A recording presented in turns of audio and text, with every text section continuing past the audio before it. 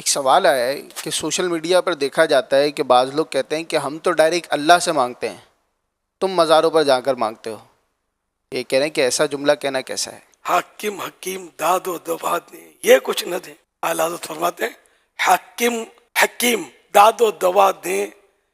یہ کچھ نہ دیں، یعنی کہ حاکم جو ہے وہ فریاد سنتا ہے۔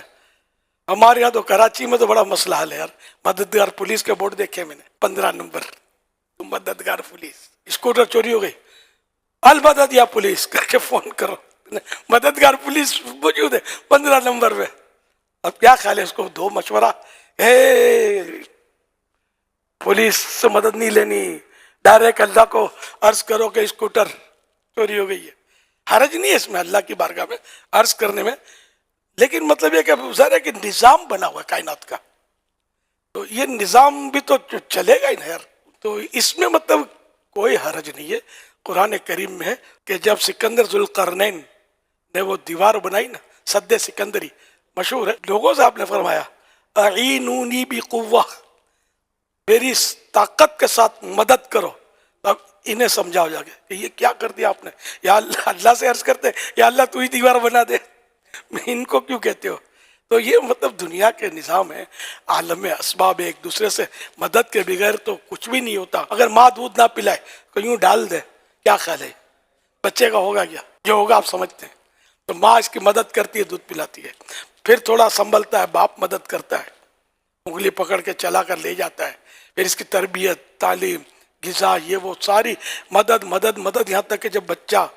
بڑا ہو کر فوت ہوتا ہے خود ہی قبر میں گڑ نہیں جاتا، کندھوں پہ سوار ہو کر تدفین کے مراحل سے گزرتا ہے۔ چاروں طرف امداد امداد امداد امداد کا نظام موجود ہے، اور یہ سب اللہ پاک کی عطا سے اور اس کی مرضی سے ظاہر ہے کہ نظام بنے ہوئے۔ تو یہ غلط فہمی ہے کہ ڈائریکٹ اللہ سے، اور اس کے علاوہ اگر انڈائریکٹ یعنی کسی اور سے کہا میری مدد کرو تو کچھ کا کچھ ہو گیا، یعنی ویسے ہی کوئی بھی نہیں ہے پولیس کا، اور میں نے بولا نا یہ تو عقلی دلیل ہے،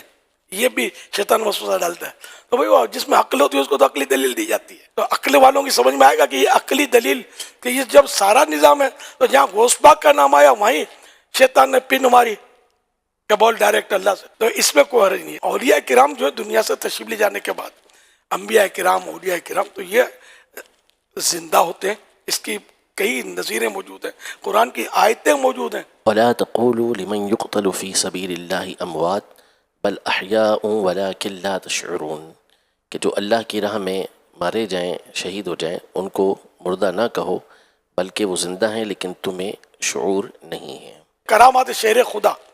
اس کے کئی صفحات پر ان سوالات کے جوابات دیے ہوئے ہیں، آپ پڑھیں انشاءاللہ آپ کے وسوسے ختم ہو جائیں گے کہ ظاہری زندہ سے بھی مانگی جا سکتی ہے، دنیا سے جو رخصت ہو چکے اولیاء کرام، انبیاء کرام، ان سے بھی مانگی جا سکتی مدد، اس کی بالکل روایتیں موجود ہیں اور حدیثیں موجود ہیں، تو کوئی ایسا کنفیوژن جیسا مسئلہ نہیں ہے۔ امام بخاری، امام مسلم کے استاذ امام ابو بکر ابن ابی شیبہ رحمۃ اللہ تعالی علیہ، انہوں نے اپنی تصنیف المصنف کے اندر یہ روایت نقل کی ہے کہ حضرت سیدنا عمر رضی اللہ تعالیٰ عنہ کے دور خلافت میں قحط پڑا، تو حضرت سیدنا بلال بن حارث المزنی رضی اللہ تعالیٰ عنہ یہ بارگاہ رسالت میں یعنی آپ علیہ الصلوۃ والسلام کی قبر انور کے پاس حاضر ہوئے اور آ کے عرض کی کہ اللہ سے ہمارے لیے بارش طلب کیجیے۔ تو نبی پاک صلی اللہ علیہ وسلم کے خواب میں آئے اور پھر ان کو بشارت دی کہ عمر سے جا کے کہو کہ تمہیں بارش دی جائے گی، اور پھر یہی ہوا کہ اللہ پاک کی طرف سے بارش برسائی گئی۔ یہ سب کیا ہے؟ یہ مددیں تو ہیں،